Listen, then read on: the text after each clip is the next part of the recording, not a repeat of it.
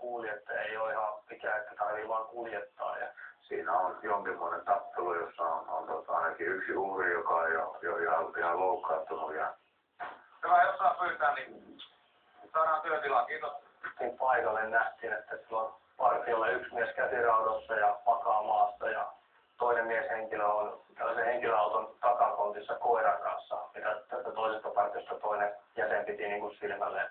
Niin se vähän käveli ja katoin näin vaan. Niin käveli ohi se kimppuun sen jälkeen. Kyllä se mitään vittua sai nosaa. siinä oli ollut 2 seuruetta ja toiseen seurueeseen kuului sitten naishenkilöitä, joita toinen porukka oli siinä ilmeisesti katsonut joltain. Siitä oli ilmeisesti tästä syystä palannut hihat ja siinä oli sitten 2 miehen voimin, niin nyrkeillä lyöden niin ainakin yhtä pahoinpitelty. Hän löi sinua. Ok, mitä sitten? Sinä sitten olitte siinä paikalla. Se meni kaikki, mitä vittua tapahtui? Siinä ruvettiin selvittämään ja selvitettiin, että siellä on nämä 2 mieshenkilöä, että autossa ollut ja maassa makaava, niin on pahoinpitellyt useampaa henkilöä sen tapahtumapaikalla. Kyllä se siinä pahoinpitely on pakko hakea siitä.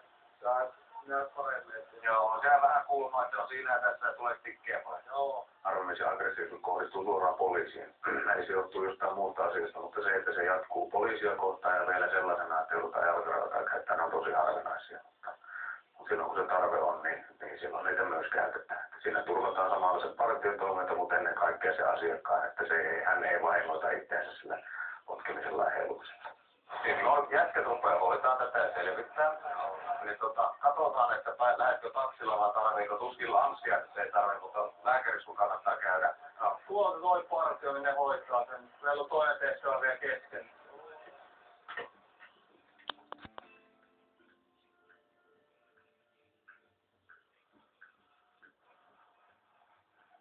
Täällä on semmoinen poliisien kokonaan perin. Poliisien kokonaan perin.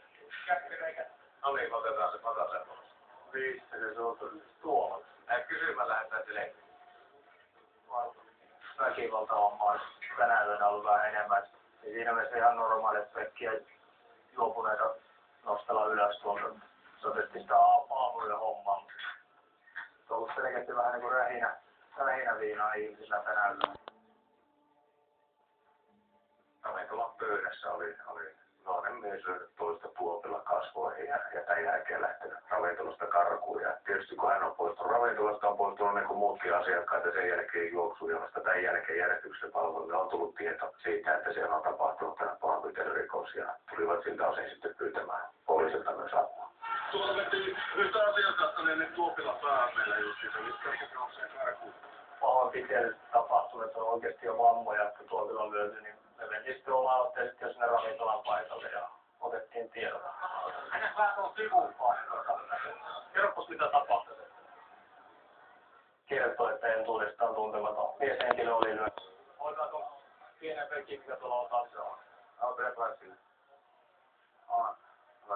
Asianomistajan osalta niin kuulettiin tietysti portsarit ja kyseltiin järjestyksen valvojilta, että mitä on tapahtunut ja mitä on nähty ja missä on valvontakamerat ja miten poliisi saa ne nauhat itselleen. Ja voisiko Ville saada vähän pippuri suulle?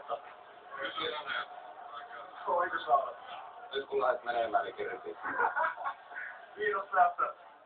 Asianomistajan osalta neuvottiin sitten poliisi ottaa yhteyttä, että hän lähti ambulanssin kyydillä sairaalaan. Lähdetään katselemaan, jos se löytyy se tekijä. No siinä oli menetetty aika kadotettu totuus, että ihmisvilinä oli tämä henkilö hävinnyt jo siinä vaiheessa, kun he meille tuli kertomaan. Toki nämä tuntomerkit jaettiin sitten Jyväskylän keskustassa oleville poliisipartioille, jotka ottivat sen oman toisin tarkkailuun, mutta ei saatu minun tietojen mukaan.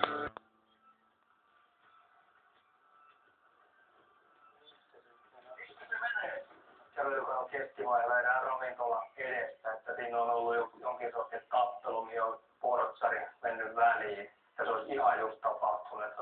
Syytä epäillä, että se on edelleen akuutisti päällä. Ja päästiin vähän matkaa eteenpäin, niin sitten tuli jo sivullinen huutamaan siinä, että jollain on teräase hallussa ja on poistunut siihen ja siihen suuntaan.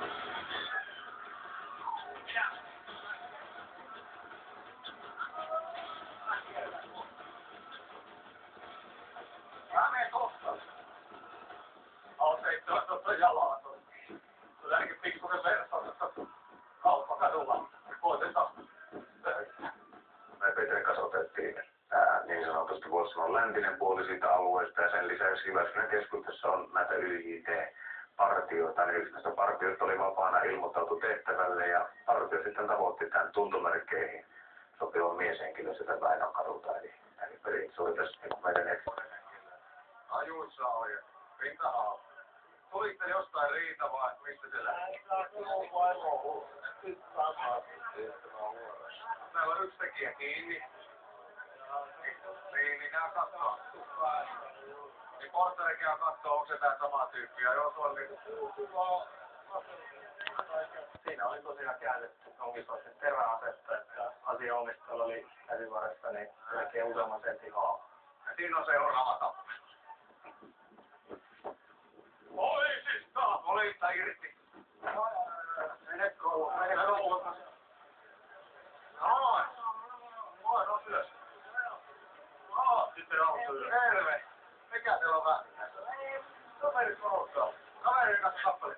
Joo, nyt loppuu tuollainen hölmöily heti. Ja siinä oli ihan tämmöinen nuorten miesten älyttömyys, eli baari-illan jälkeen ruvetaan puolileikillä painimaan, ja sitten kun sitä painipaikkaa ei missään muualla on, niin sitä tarvii Jyväskylän keskustassa ruveta sitten reuhaamaan, ja siitähän tämä paljastui sitten loppuun viimein, että tästähän siinä on kyse. Toikin tää lähti tohon suuntaan, se lähtee sinne.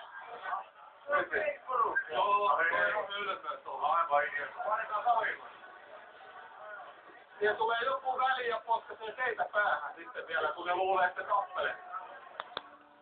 0458 vielä aamun viimeiseen keikkoon Keskussairaalamäellä.